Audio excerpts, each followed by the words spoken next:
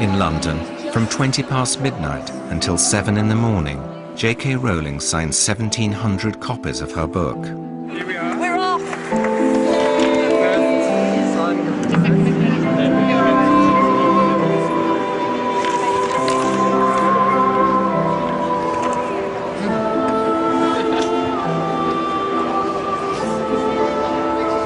you know what, Hugo? You will find someone who is called Hugo in this book.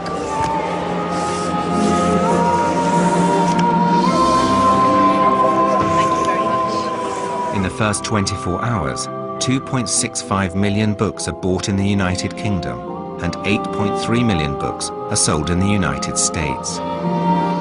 That's over 7,000 copies a minute.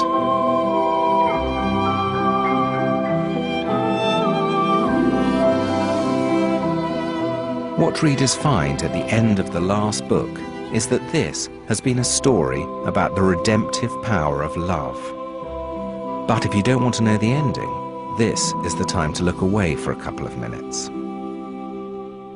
I felt it would be a betrayal of the character if I showed Harry doing anything other than living what all along he has discovered to be true, which is that love is the strongest power there is.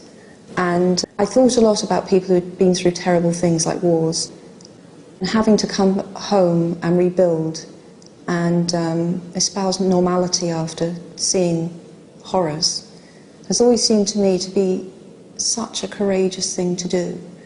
And climbing back to normality after trauma is much, much harder. It's much harder to rebuild than to destroy.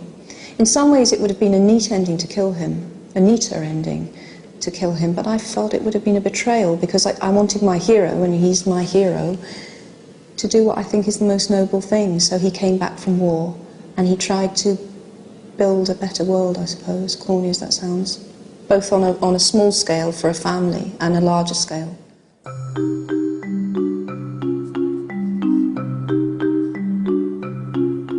Jo ends the series by giving Harry a family.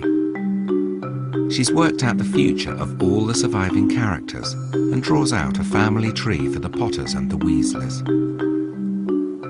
Victoire, who's in the epilogue, she is so named because she was born on the anniversary of the battle that finished it all, which is the 2nd of May, if anyone's been paying attention.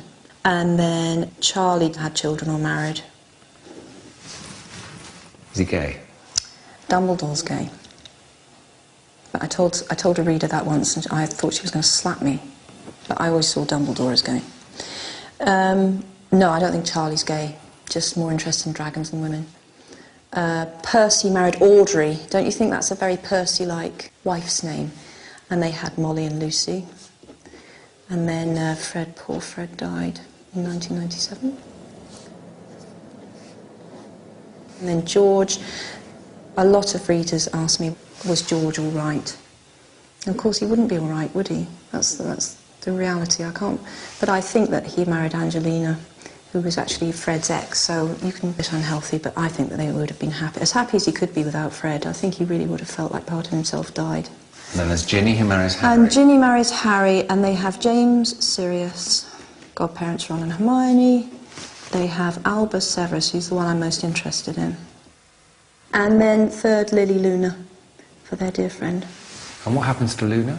Oh, Luna marries Rolf Scamander, who is the grandson of a great naturalist, so they'd have a very interesting life, globe-trotting and looking for weird animals. But I think she'd have twin boys. But later, that would be much later in this lot, who all settled down earlier. And are they happy? Yes, I think so. My lot are all happy. The twin boys have got names too. Lorcan and Lysander, if that's all right with you. Very Shakespearean. I can't help it. You know what it was like? It was like running a race and you get to the finishing line and you're running too fast to stop, so I do know what happened afterwards. I couldn't stop my imagination doing that. So I know this sounds an awful lot of detail to go into for your own satisfaction and not because you're planning to write more books, but that's just how it was. I couldn't stop. I had to know what happened next. Well, you always have to know more than you put in, don't you? Yeah.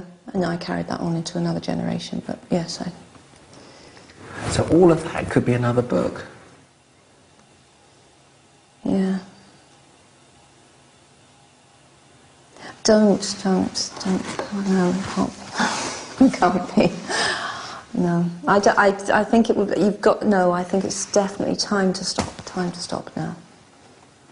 It gives me a certain satisfaction to say what I thought happened and to tell other people that, because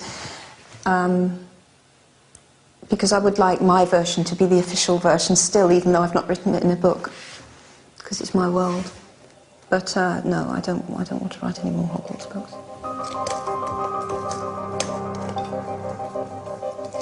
It's clear that Jo has come to the end of a massive piece of writing. She's found a kind of closure, both in her work and in her family life. I'm making David's birthday cake because he's 4 tomorrow. But it's just a family tea birthday cake. Because the day after that we have the party for all his friends, and then he gets a shop-made Lightning McQueen from the Disney Pixar film with which he is obsessed.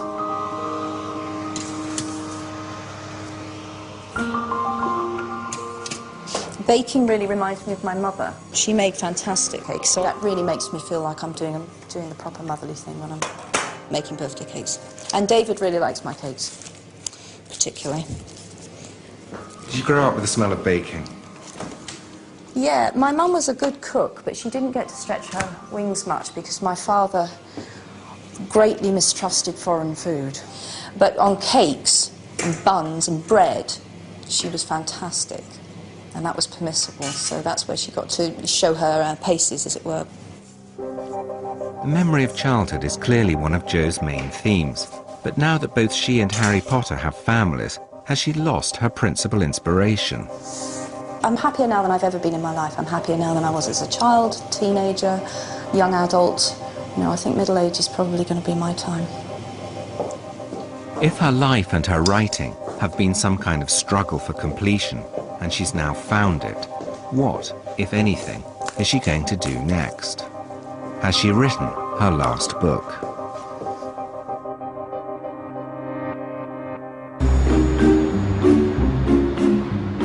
The Caledonian Hotel, Edinburgh.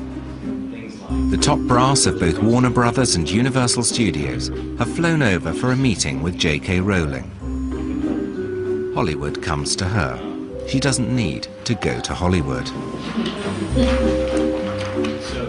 They're discussing the building of a massive 20-acre Harry Potter theme park in Florida and are seeking her approval. You know what? Sitting in a room full of people who are trying to impress you, that's when I feel at my most fraudulent.